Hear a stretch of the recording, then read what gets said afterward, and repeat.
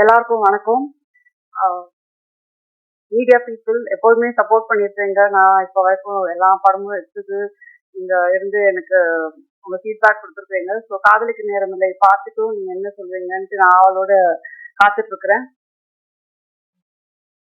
ஜெயம் ரவி கிட்ட நான் வந்து காதலிக்கு நேரமில்லை அப்போ கதை அப்போ பேர் கூட டைட்டில் கூட இல்லை, இந்த கதை மட்டும் இருந்துச்சு.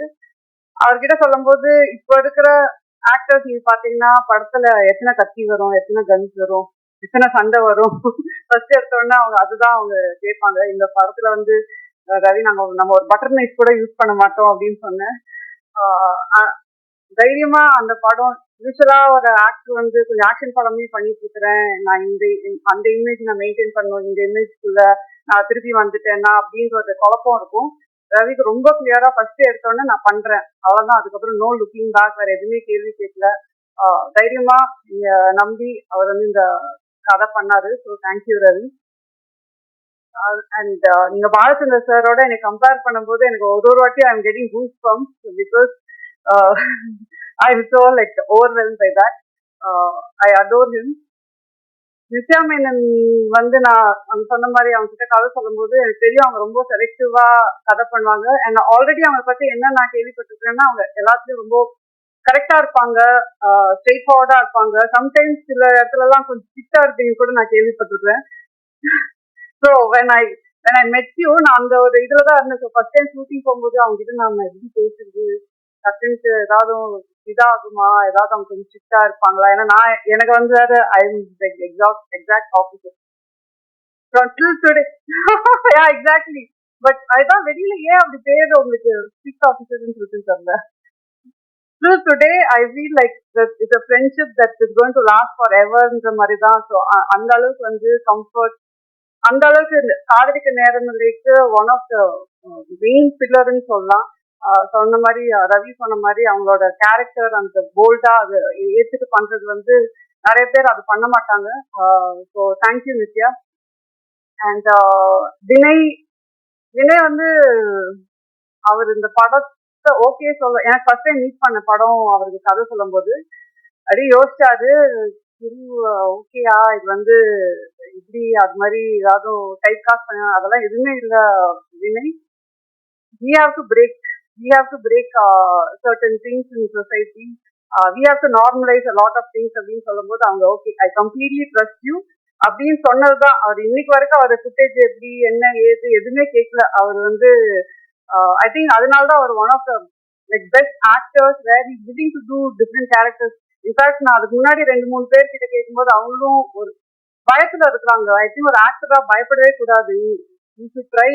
லைக் நீங்க சொன்ன மாதிரி it might not work out, but நீங்க ட்ரை பண்றேன்னா தென் ஆக்டரா இருக்கும்போது நாங்க டைரக்டர்ஸ்லாம் மோர் ஆக்டர்ஸ் இருக்கும், மோர் கேரக்டர்ஸ் அப்பதான் நாங்க எழுதுவோம், மோர் புதுசா ட்ரை பண்றதுக்கு நீங்க ஒரு ஸ்கோப் கொடுத்தீங்க. அண்ட் டிஜே பானு வந்து நான் ஏற்கனவே சொன்ன மாதிரி அவங்க வந்து கொஞ்சம் ரொம்ப யோசிச்சாங்க. ஒரு சப்போர்ட்டிங் ஆக்டரா ஆனால் ரொம்ப இம்பார்ட்டன்டான ரோலா எனக்கு very close to my heart அந்த கேரக்டர். ஸோ ஃபர்ஸ்ட் வந்து இதுல ஐ எம் நாட் டூயிங், நான் வந்து மெயின் லீட் கொஞ்சம் பண்றேன். பட் இது வந்து ஒரு ஸ்மால் பட் இம்பார்ட்டன்ட் ரோலா இருந்துச்சு. ஃபர்ஸ்ட் பண்ணலன்ட்டாங்க. அதுக்கப்புறம் என் டீம்ல வந்து ஒரு 20 பேர் போட்டோ காட்டியிருப்பாங்க, 20 பேரோட வீடியோஸ் காட்டினாங்க, எல்லாமே காட்டினாங்க. நான் எல்லாத்தையும் பார்த்துட்டு இவ்வளவு நல்லா இருக்கும் ப்ரொடக்ஷன் எல்லாருமே சொன்னாங்க. எல்லாம் அந்த 20 பேரையும் பார்த்துட்டு வந்து திருப்பி நான் டிஜே பானுக்கு தான் வந்து நிற்பேன். திருப்பி அவங்களுக்கு ஃபோன் பண்ணுவேன், கொஞ்சம் கன்சிடர் பண்ணேன், இல்ல பரவாயில்ல, திருப்பி ஒரு ரவுண்ட் போகும். அது மாதிரி ஃபைனலா வந்து சரி இது நான் நடிக்கலைன்னா என்னை விட மாட்டாங்கன்ற இதுலயே அவங்க வந்து ஓகே சொன்னாங்க. So I am happy. நான் அவங்க கிட்ட சொன்னேன், ரமன் சார் வந்து அவங்களோட டீமுக்கு வந்து ஒரு சாங் அவ்வளவு பியூட்டிஃபுல்லா அவங்க போட்டு வச்சிருக்காங்க. At for that reason I think you should be really happy. And of course Yogi Babu வந்து காஸ்ட் பண்றதே வந்து படத்துல யோகி பாபு இருந்தாருன்னா ஷூட்டிங் அவர் வந்துட்டு போனாவே கலகலன்னு இருக்கும். நான் சொன்ன மாதிரி பாப்கார்ன் இல்லாம படம் பார்க்க முடியாத மாதிரி தான் தமிழ் படம், யோகி பாபு இல்லாம ஒரு தமிழ் படம் எடுக்க முடியாது. ஸோ யோகி பாபும் இருந்துட்டு நாங்க வந்து ஜாலி பண்றதுக்கே அவர் வந்து காஸ்டிங் பண்ணிக்கலாம். And of course Lakshmi ma'am, Mano sir, John Kokken, Vidyu வந்து ஒரு சீன் தான் வருவாங்க, ஆனா அவங்க நச்சுன்ட்டு ஒண்ணு பண்ணிட்டு போயிருப்பாங்க. ஸோ எனக்கு வந்து ஐ திங்க் காதலிக்கு நேரமில்லையில வந்து அது கதை எழுதுனது வந்து அப்படியே தூக்கி கொண்டு போய் அங்க நிறுத்தது வந்து என்னோட காஸ்ட் தான். So thank you all very much. இந்த படம் வந்து நீங்க இப்போ ஒரு விஷுவல் பாக்குறீங்க, ஒரு எடிட் பேட்டர்ன் பாக்குறீங்க. இந்த படம் இந்த அளவுக்கு வந்து எனக்கு ரொம்ப திருப்தி கொடுத்துருக்குன்னா இந்த 2 பேக் போன் தான் சொல்லுவேன். கேமிக் அவரோட விஷுவல் நீங்க படத்துல பார்க்கும்போது I feel I have not seen a Tamil film like that till date, at least in recent times. So எனக்கு அவ்வளோ நானே என்ஜாய் பண்ணி அந்த விஷுவல்ஸ் வந்து பார்த்துட்டு இருக்கேன். அண்ட் கேமிக் பொறுத்த வரைக்கும் அவர் வந்து அகைன் நோ ஈகோ. சம்டைம்ஸ் அந்த டைரக்டர் அண்ட் கேமராமேன் வந்து ஒன்னா ஜாயின் பண்ணதுக்கு ஒரு ஈகோ இல்லாம ஒரு கொலாபரேஷன் பியூட்டிஃபுல்லா ஒர்க் அவுட் ஆகணும்.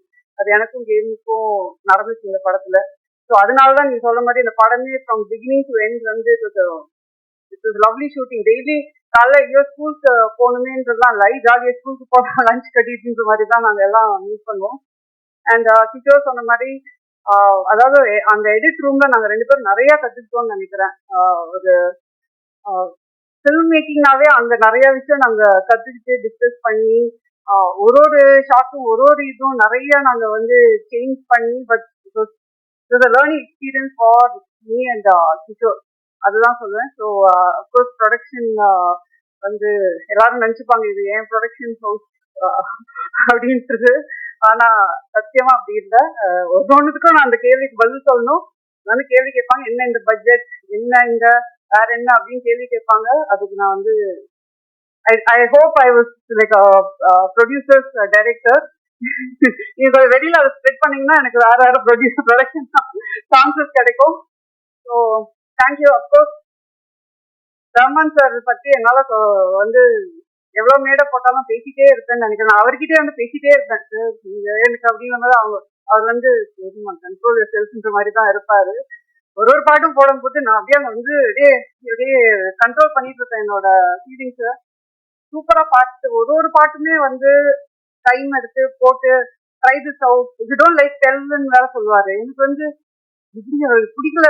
ஃபர்ஸ்ட் ஆல் எப்படி ஒரு ரஹ்மான் சார் பாட்டு பிடிக்காம இருக்குது, பிடிக்கலனாலும் எப்படி சொல்றதுன்ற போது ஒரு பாட்டுல ஒரு எனக்கு சார் இது வந்து கொஞ்சம் அந்த மூடுக்கு செட் ஆகல சார் அப்படின்னு சொன்னா அப்படியா சரி ஓகே வேற போட்டு கொடுத்துடலான்னு தான். அவர் வந்து அதாவது அவர் வந்து ஒரு லெஜெண்ட். ஆனா அவருக்கே அது தெரியாது அவர் வந்து லெஜெண்ட்ன்றது தான். ஸோ அதுதான் அவரோட பியூட்டி, அவரோட நேச்சரு. எனக்கு வந்து I think all of us should try to be like Rahman sir. அவர் அவ்வளோ ஒரு இதுல இருந்து கூட most humble person I've ever met. So I think இந்த ப்ராஜெக்டே இந்த ட்ரீம் கம் ட்ரூவா வந்துச்சு. எல்லாரும் நீங்களும் இந்த படத்தை பார்த்து என்ஜாய் பண்ணுவீங்கன்னு தான் நாங்கள் இந்த படம் எடுத்திருக்கோம். So thank you very much and happy Pongal to everyone.